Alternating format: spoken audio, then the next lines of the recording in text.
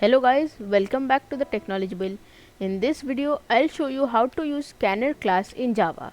Well, basically scanner class helps us make our program interactive with the user. Basically, the user can enter and change values during runtime of the program, and it won't just be entered before running the program.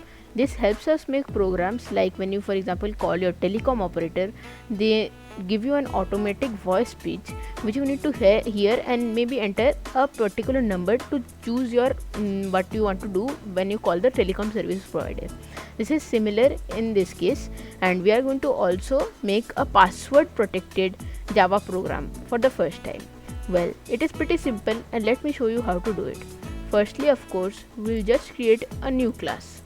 Well, we'll name it whatever we want, and there you go, new class here. Okay, it's up. Next we are going to do Control A and backspace. Basically everything that is there in this code that which is pre-written, and we are just going to delete that because it's pretty much useless. Next we are going to start with the import. Well, Java does not include the scanner class in the very base. That's why we need to import it from a specific package called the util package. It's pretty simple, and I'm going to show you how to do it right now.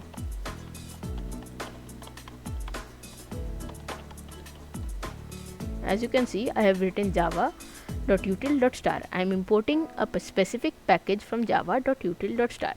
But star here is importing everything present in the util package. But we don't want that. We just want scanner. Well, you can also do it like this. It is not wrong, but writing scanner, let's say, is neater. So I'm going to do that. Okay, next we start with the class, and the main method.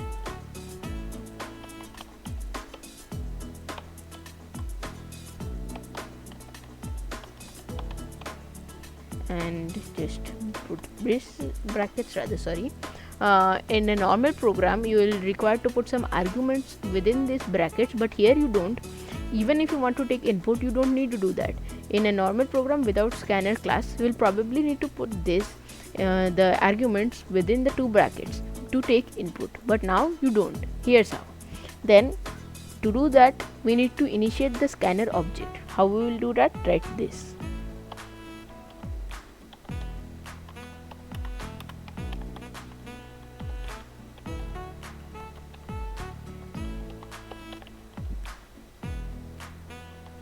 Okay, so here I have initiated a new object called SC, which is basically connected to the scanner class, and with that object I have linked the keyboard's input called system.in. As you already may know, system.out is basically output, which is the monitor, and system.in in this case is the keyboard. Well, that's pretty simple and you can easily learn it. Maybe at first it will seem a bit complicated, but it is really easy. Next, we are going to just define a variable called pass.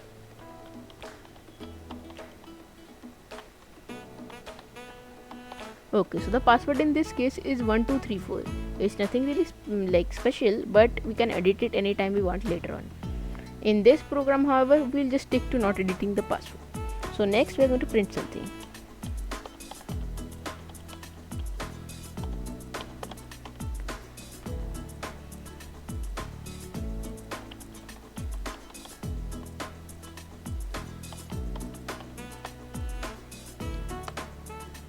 And now we are going to define a new variable called passCheck.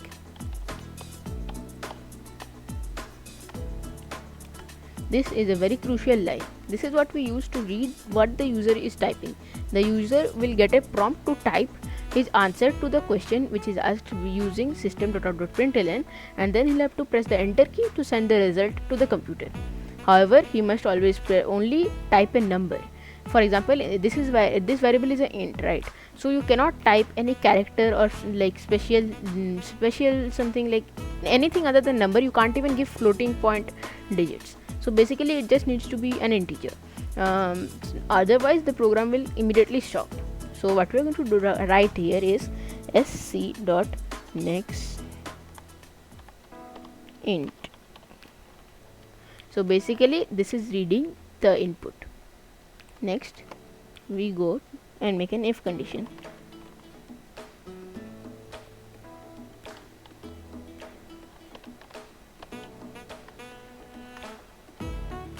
Basically we are checking if the password is correct here, and then you're going to print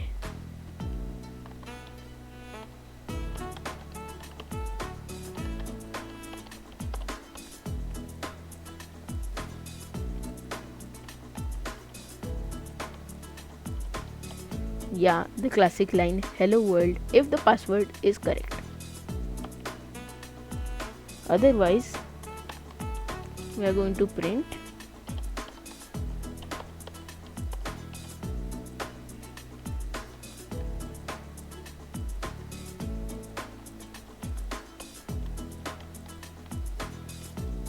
wrong password. It's pretty simple.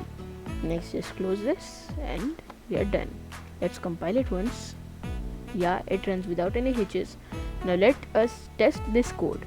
Well, how we are going to test this code? It is actually pretty simple. We are first just going to open the terminal window by right clicking void main. Now right click this and you will get void main option. You need to left click on void main. Okay, so here we have the terminal window. So I'm going to enter the password, which is 1234, and then press enter, and there you go, it prints hello world. But now what I'm going to do is I'm going to again open the terminal window. Okay, and then this time, as you can see, it again says enter the password. I'm going to enter a wrong password. See, it says wrong password, which basically means that this program is working. Now you can also design another thing so that you can change the password anytime you want, but for beginners I think this will be enough. You can try this yourself, maybe change the password, change the name of the variable. Yes, this code will also be present in the description, so you obviously can take help from there. So thank you for watching this video. I tried to keep this video as simple and concise as possible. If you liked it, please subscribe to the channel. Thank you. Bye.